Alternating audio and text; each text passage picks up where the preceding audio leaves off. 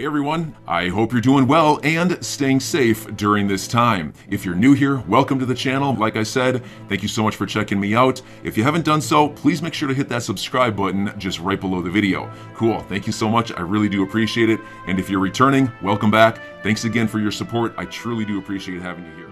First of all, large-scale Bitcoin whale transactions signal a bottom, on-chain data shows. These types of articles are really fake, mostly from the perspective that we can look at the data and extrapolate almost nothing. What I mean with that is a top, bottom. It doesn't really matter because the price action doesn't necessarily follow this trend or this pattern in any way, shape, or form. Here it says whale transactions exceeding both $100,000 and $1 million have peaked at their highest level in a month. Bitcoin whale transactions were last this high on January 24th, right when the price bottomed. So, in my own opinion, this is really not important whatsoever. These guys are giving you false information, and I'm not exactly sure why they're doing that, because take a look at this, right? They're biased. So, here, there was a big bottom, and there was a huge spike in whale transactions. Here, there was, I would say, a local high, and there was also a huge spike in whale transactions. You might say, well, these are the biggest turnaround points. Well, but then look at the bottoms here. There's, I guess, very big bottoms here, and they don't really necessarily show anything for the course of the price. And again, right here, again, we can see a local high. Did not necessarily reflect anything in terms of bottom or anything. So, point being, you can't really use this data and fetch something from it. This is just false conclusion that they're trying to draw. And that's actually a really interesting thing about statistics as a whole. I've told you guys this before, I've told you guys a couple of times. You can actually make a lot of conclusions if you just word it well enough. Or you can use a lot of different statistics for different purposes that are not what they were meant to be for. And I actually talk about this when I talk about fractals as well. Fractals, very often they look so amazing, right? A lot of it is based around the story that you make around it and how far you want to pull it. Because a fractal only works until it doesn't work, but you never know how long it's going to last. So if you're betting with the fractal, basically, you might be right a little bit, but generally speaking, you'll be wrong. And let's say you find a fractal that works for a little while. Very often, you only know that it was a solid one until it's happened. So you don't usually trade the fractal, work with the fractal. The only thing I would say that might have some solidity to it is the stock to flow model, which again is not completely true because it's been changed a dozen times, and we all know the little regression line that they pull. It's been changed because, again, you need to narrow it down better and better, and it will fail pretty often. It will just hopefully do better more than not. But the only thing I'm going to agree with his models and whatnot is the fact that Bitcoin basically works in cycles, and the halving basically of Bitcoin has a lot to do with that cycle. I'm going to still say I do believe in that, even though I'm a little bit biased because, of course, I am bullish on this technology. And so I do believe that anytime we go down, generally speaking, there's going to be, within a little bit of time, a very big peak yet again. Just my thoughts though, guys. I'm giving you all the straight facts. No BS in this channel. Then, apparently Russian billionaires have lost nearly $40 billion on the first day of the Russian invasion of Ukraine. This is a very big deal, as you guys can probably already imagine.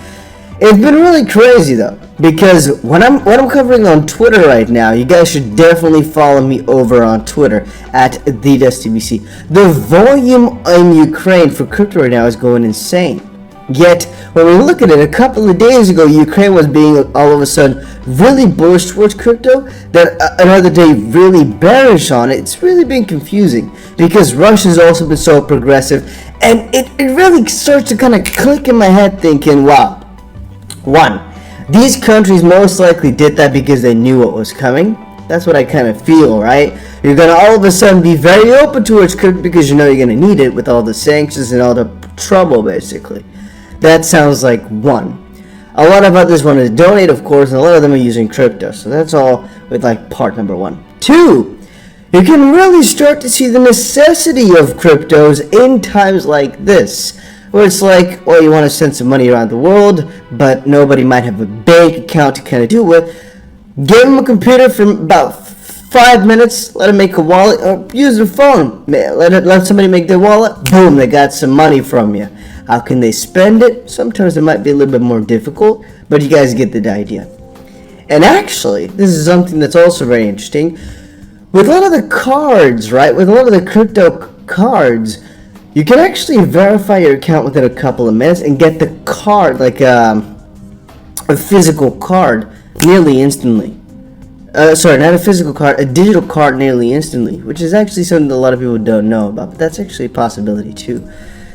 Now, moving on. BitConnect mastermind indicted in the US on charges of running a Ponzi scheme. Good. The mastermind behind a new BitConnect Ponzi scheme was indicted in the US on February 25th, 2022. The Ponzi scheme robbed investors of $2.4 billion. BitConnect has been notorious for scams since 2018. And I don't know the full story because I don't really care too much about the details of it. I know that if I make a video specifically on this, about this indictment, it might do well. It really might be so. And again, a lot of people might like it. But those are a lot of people that are in crypto for a long time and it's older stuff. I don't think there's any really much to gain from this except for saying don't scam people.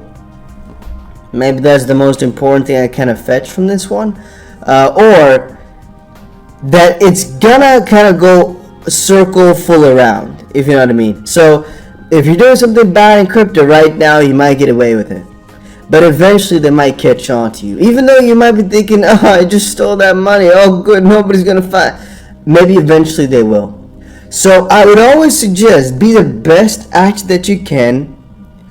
And if you don't want to, again, which I highly recommend against, be the best actor that you can, that's what I fully stand by, then really make sure nobody can trace your steps, because 9 out of 10 times they can. So if you think you're safe, most likely you're not. And you shouldn't think only about technology from now, but think about technology from 15 years in the future, when, again, a lot of people still get caught, a decade later or so.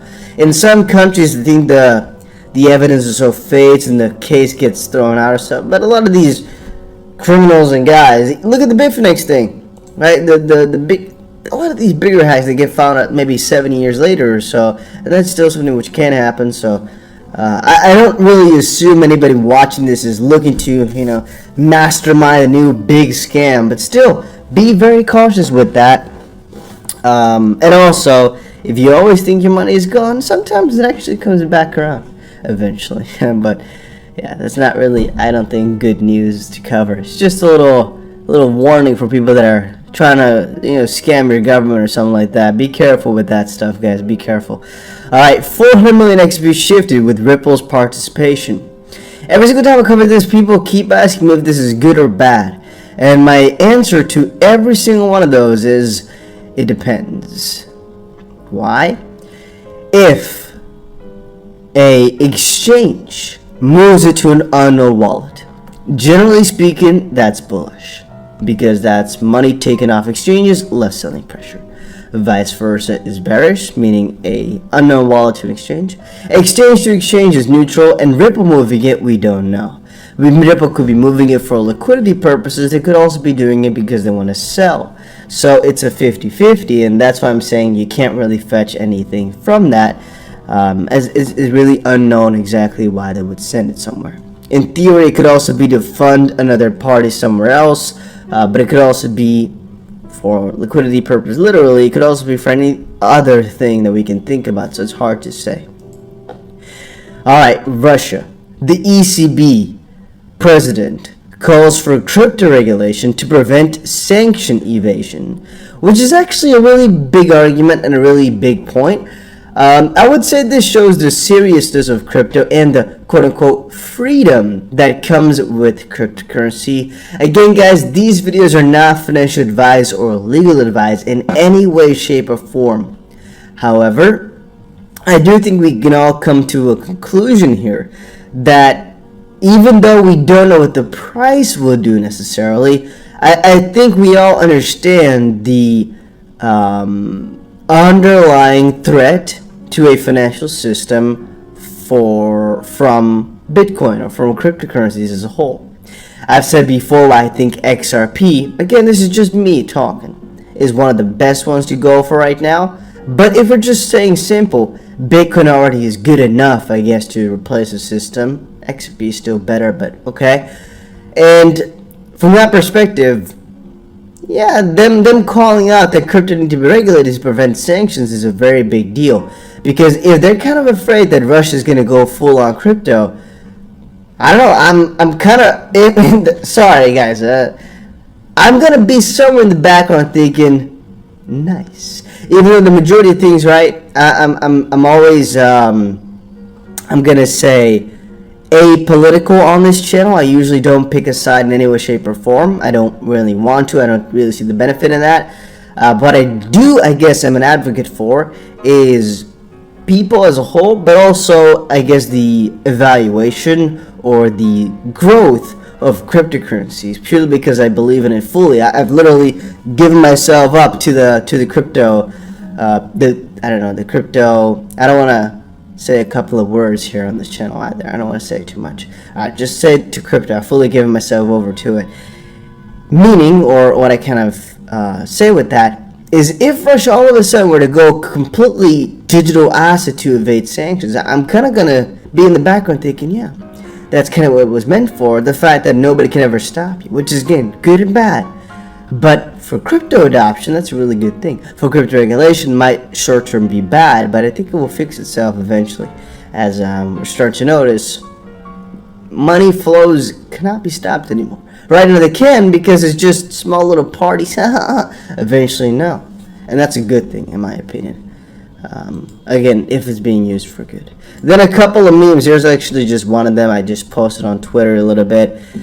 So this is something which I think a lot of you guys have witnessed. I have witnessed it a couple of different times. So you're just thinking, you know what? I'm going to buy myself some juicy little altcoins, some juicy crypto. Good. And then the entire crypto market, just after you just bought yourself some crypto, it just all of a sudden goes full poo-poo mode, you know? I think we've all had this before. Full-on poo-poo mode on top of your face. Literally like that. You know, you're sitting there chilling thinking, oh, I just bought myself a nice little crypto dip. BAM! Yeah, that's dookie in your face. Nobody likes that. But it's happened to me a dozen of times before, and I think a lot of you guys kind of relate to that. I think it was kind of funny. Also, just follow me over on Twitter if you're not doing that just quite yet. Little piece of news that Anonymous is going after him, but I don't think that's really crypto-like, so we don't need to cover that. And then I have a full freaking list of theories about the freaking Ripple versus SEC stuff, but I think we'll keep that for a different video a little bit later today. I want to keep this to the more important political, even though I'm kind of apolitical here, the more political news that relates to crypto. And I guess one thing, commissioners from the SEC even are saying, why isn't a Bitcoin spot ETF been applied yet or basically approved yet? I keep saying, the only reason I can think of that they're denying it is for safety, because that's what they say. But why safety? Why then a Bitcoin future ETF? Well, they say futures are more regulated. I'm your guy. I will keep you posted. I'm your advocate. I'll be back on a daily basis, usually multiple times per day, with these videos to keep you updated with everything going on. So I hope you enjoyed the video. If you haven't done so, make sure to hit that subscribe button. Feel free to share any of my videos with your friends, family, social media, or anybody who may care to listen. Thanks so much for your continued support. I'm always here for you. I want to help you through this time. So thank you so much for continuing to choose me. Enjoy your day, stay safe, and I'll catch you again probably in a couple hours. Thanks, everybody. See you later.